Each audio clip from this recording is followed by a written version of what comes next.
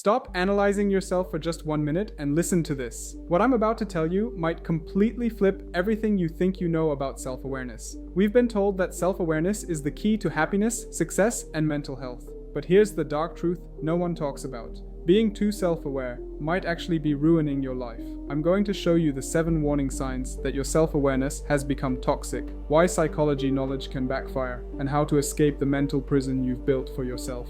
If you find yourself constantly analyzing your every thought and feeling, this video might save your sanity.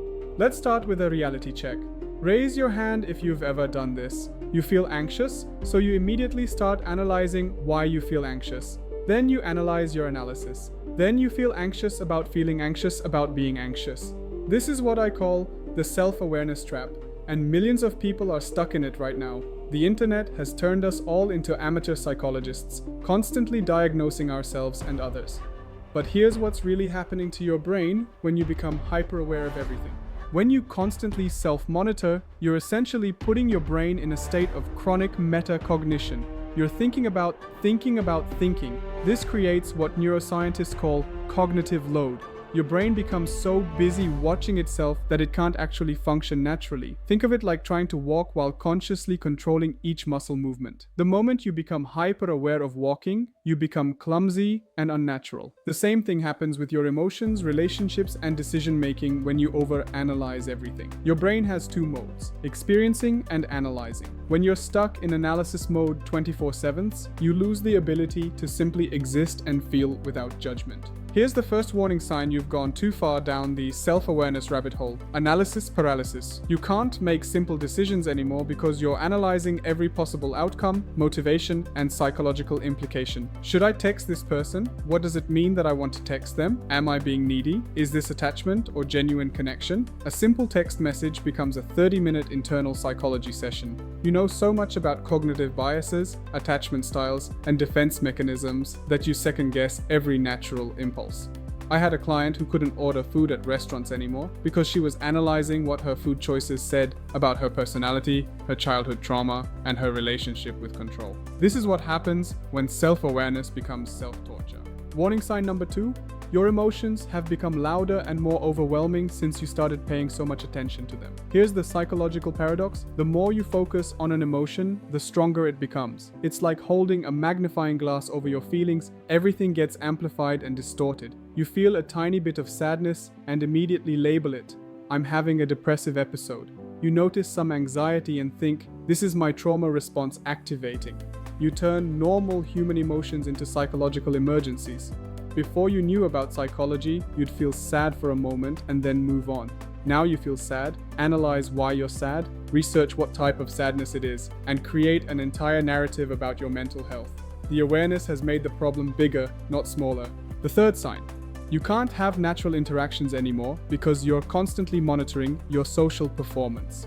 You're hyper-aware of your body language, your word choices, your facial expressions. You know about mirroring, rapport building, and social psychology, so every conversation becomes a calculated performance instead of genuine connection. You analyze every text message before sending it. You replay conversations in your head for hours, critiquing your social skills like you're reviewing footage of a sports game. You know so much about how human interaction works that you've forgotten how to actually interact like a human. The cruel irony is that this hyper-awareness makes you less socially skilled, not more. People can sense when you're performing instead of being genuine, and it creates the exact social rejection you were trying to avoid. Warning sign 4. You can't trust your gut instincts anymore because you're analyzing the psychology behind every decision. Should I take this job? Well, let me analyze my motivations. Is this moving towards something or running away from something? What childhood patterns am I repeating? What would my secure attachment style do? You've replaced intuitive decision-making with psychological frameworks, and now you're paralyzed by infinite analysis. You know so much about decision-making psychology that you've forgotten how to actually make decisions. Sometimes, the best choice is the one that feels right, not the one that makes perfect psychological sense.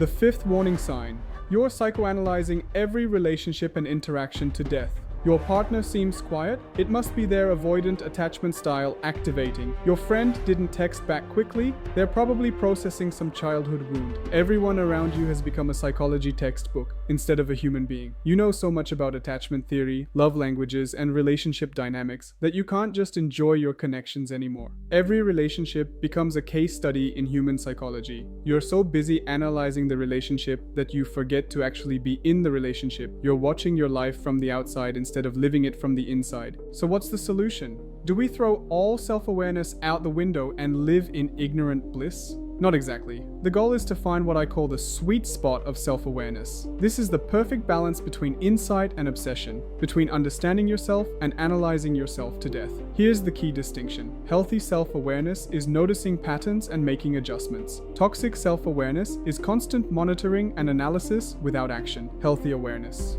I notice I feel anxious in social situations. Let me practice some coping strategies. Toxic awareness. I'm feeling anxious. This is probably my social anxiety triggered by my childhood attachment trauma, which is activating my fight or flight response, which means my amygdala is hijacking my prefrontal cortex, and this connects to my people-pleasing patterns. The difference is action versus analysis. One helps you grow, the other keeps you stuck in your head. Here's your escape plan from the self-awareness prison. First, practice meta-awareness. Become aware of when you're overanalyzing. Notice the analysis spiral and gently redirect your attention to the present moment. Second, implement the 5-minute rule. Give yourself 5 minutes to analyze a situation, then take action or let it go. Analysis without action is just sophisticated procrastination.